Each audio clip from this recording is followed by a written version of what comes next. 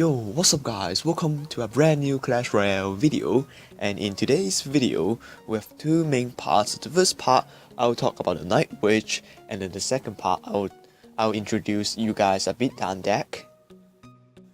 So speaking about the Night Witch is actually coming in 2 weeks, and I'm very excited for this new legendary card. And so on screen you can see the Night Witch stats, and I'm gonna also put the Witch on the same page so you guys can compare it. So actually guys, you can see in tournament standard, the Night Witch and the Witch is sharing a similar stats, but the Night Witch is spawning bats, and then the bats are air troops, and then Witch is spawning skeletons, are ground troops. However, Witch can like target air and ground and have splash damage. However, Night Witch is only a melee unit, and then he can only target ground. And both of the cards are lightningable, like they all die to lightning.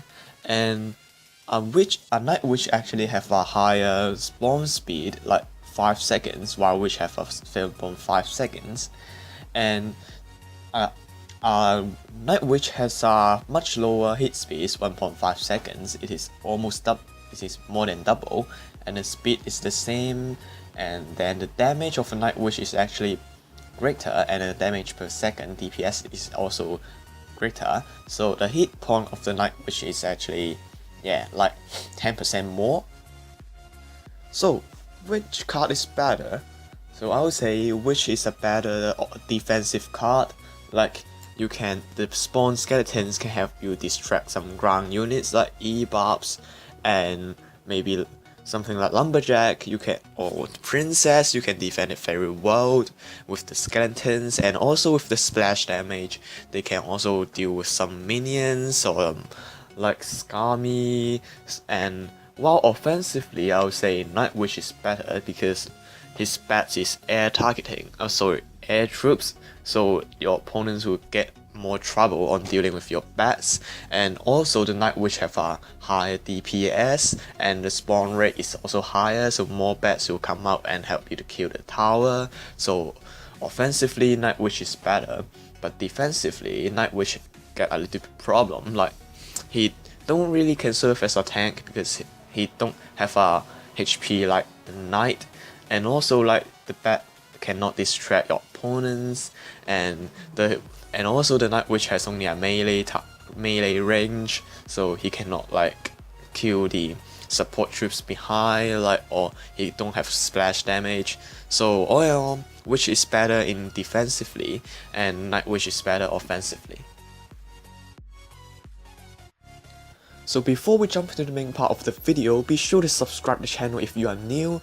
And so previously I asked you guys what stat you guys want to see. So one of you guys replied me that he want to see some beatdown, so I built up the giant beatdown deck with a pump. So if you're interested how I build a deck, you can make sure to check out the last video of mine on the guide of how to build a deck. And obviously this is a quite heavy beatdown deck. We have 3 spells, we have Fireball, Tornado, and a Zap. And I would say if you put a lock in, it is pretty decent. In the following replay, I'm going to show you guys with the lock version, because I just play on the Grand Challenge. Like I don't want to see some Goblin Barrel, so I just put in the lock. But in normal gameplay, I will suggest you guys still use the Zap, because normally you can still take down Goblins, as your Zap normally have a higher level than the epic cards. And as you can see here, we have E-Wiz as the legendary card, and if we don't have the E-Wiz, just sub in the Musketeer, it will be a-okay. There was nothing special, nothing different, I would say. And now behind the screen, I will play some replay for you guys, and at the same time, I will do some sort of breakdown on this deck, like how we want to play on double elixirs at a time, single elixirs at a time, offensively, defensively, and then I will play some live match on a Grand Challenge. Okay, so let's talk about starting hand. So this is a pump deck, and for a pump deck, the best starting hand is with a pump. And so what else? And I would say I would like to have skeletons and maybe tornado, and because they are very good defensive card, and maybe like the Hawk, they come in with an aggressive Hawk Rider after you put down the pump, and then you can go for Tornado to drag the Hawk to the King Tower, activate it, and it will be very good for defense next time. So what if you don't have the pump as your starting hand? So I would say we do not put down Giant in the back first because it is a bit risky. Like we won't get enough elixir to build up a very big push at the beginning. So I would say we can like split the skellies to let's see what your opponents do, and then play passively and defensively at first in the first minute. So you would like to play defensively and then just figure out what your opponent's deck is, and then you can put down some pumps, and then you can be more aggressive in double elixir time. And speaking about the pump, so there's different placement of the pump. One is on the middle, and one is behind the tower at the corner, or you can place just at the side of the King Tower behind the Arena Tower. So if you start the game, I suggest you guys to put the pump behind the tower, not in front of the King Tower, behind your Arena Tower first. So because it is like because you have the tornado spells in this deck, and when you see a Hawk Rider, you want to pull them onto your King Tower to activate your King Tower, so your defensive power will be a lot greater. So if you put the pump in the middle, you cannot like pull the Hawk Rider to activate your King Tower, and it will be not that good. And also when you when you defend, you're more likely to put the troops on the middle to the kill zone, so both of the Arena Tower can target their opponent's troops.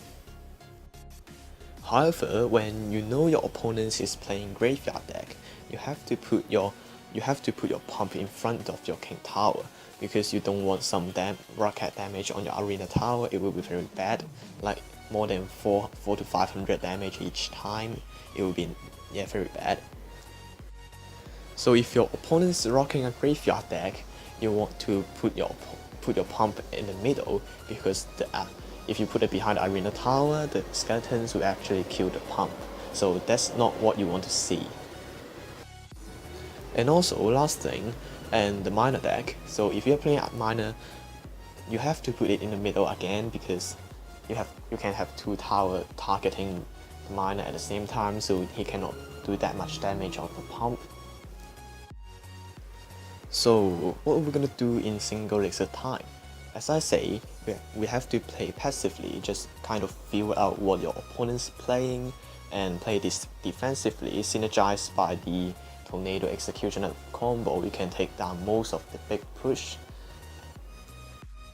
So we usually don't want to build up a giant push in single elixir time, unless you have a pump down, or you have like 3 to 4 massive elixir lead, so you want to pressure your opponents, or you are facing some siege deck like Mortar or Expo. You have to put down a giant to defend, and this is the exception. So usually you don't want to put down giant in single elixir time.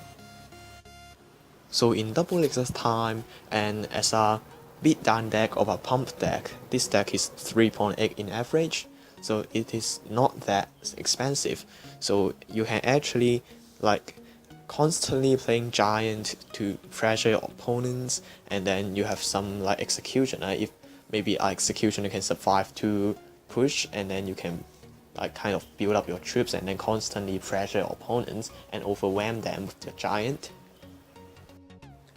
And for the spells, like because now Three Musketeer is just everywhere, so we have the Fireball, and actually you can like tornado all 3 Musketeer together and then fireball it.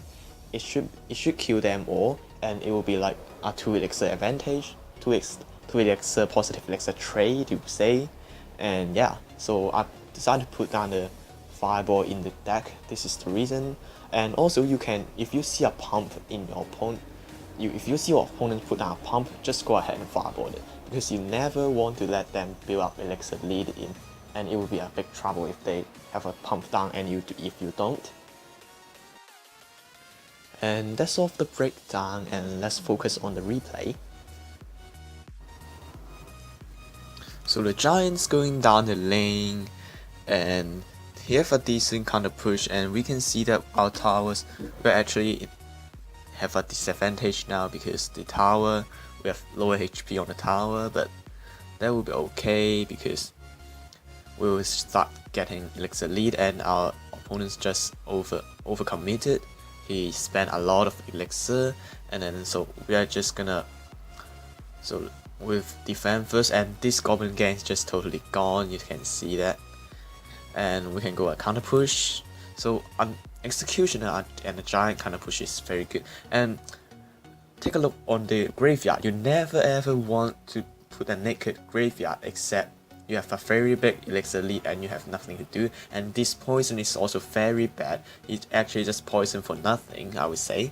And for graveyard, like, you have to put a tank in front, because like you just put a naked graveyard and it will be very easy to counter it, and maybe a zap can mitigate a lot of damage, and then you lead to your very big elixir disadvantage like 3 to 4, and it will be very bad. So now we take down the tower and we get a win, so that's pretty easy because of his mistake. Alright, so let's jump in a live match in a grand challenge. You can see we are 0-1 just because I'm trying out another deck and I lose. So let's jump into it. Okay, so we are in the Frozen Peak and we have a pretty bad starting hand, I would say. But I think, yeah, we'll just cycle Skellies and then probably Executioner at the back. And we just want to start our game slow. And yeah, okay, Executioner can deal with the Goblin gang decent, and so I'm gonna fireball it because we never want to let them pump up, especially we didn't put out ours. So all in all, pretty okay start, and we both start slowly, so he's probably playing some heavy beatdown also. And oh, 3 Musketeer, okay. So guys, bear in mind, when you have a pump down and you're playing 3 Musketeer, you have to be careful that your Musketeer didn't get fireball at the same time the pump get it. Okay, so our playlists are very bad. Skeletons, I didn't time it well, we take some damage, but that's okay because we are slowly but surely building up some elixir advantage. We have the pump down, and look at this Executioner tornado combo, guys. Boom! He spent 9 elixir on it, and we only use 8 to defend it, and then we have a full health Executioner. So you can say it will be a 6 elixir advantage. So it is very huge. So with his overcommitment, we can deal a massive damage, and this tower is probably gone, I would say. So yeah, we get our 1 run crown lead, and with 1 minute and 20 seconds left, this is the last time you want to put a pump. You never want to put a pump and double extra time, and we just fireball zap the 2 Musketeer, and all in all, pretty good. And if we can hold it off in this 1 minute, and it will be pretty good. And again, coming with the, so we're probably gonna do the same thing. Oh, this is my bad. I should have put an E, which I thought the Executioner can kill it in time. Oh, a heal spells though. 3 Musketeer heal, and 3 Musketeer heal, and then yeah, that's a pretty weird deck, but also deadly if we play the heal spell well. And you notice that I didn't fireball the pump because like he has the 3 Musketeer. I don't want to do fireball the pump, and this is a value fireball, guys. And then we can use the Skellies to deal with the. Oh, we have to use the tornado because like heal spell. And as you can see here, this is what I mentioned. Like we can cycle very fast when we get a pump down, and then we can get 2 giant on the arena at the same time, and it is very hard to defend. 3 giant down, guys. This is crazy. And can we get the 3 crown? Come on. Alright, almost. So this is the end of this game. Well played, good game for this guy. And as you can see here, when we build up lead, it is very great. Alright, so this is the end of the video, and hope you guys enjoyed it. If you do, be sure to subscribe and press the like button, and I will see you guys in the next video. Peace out.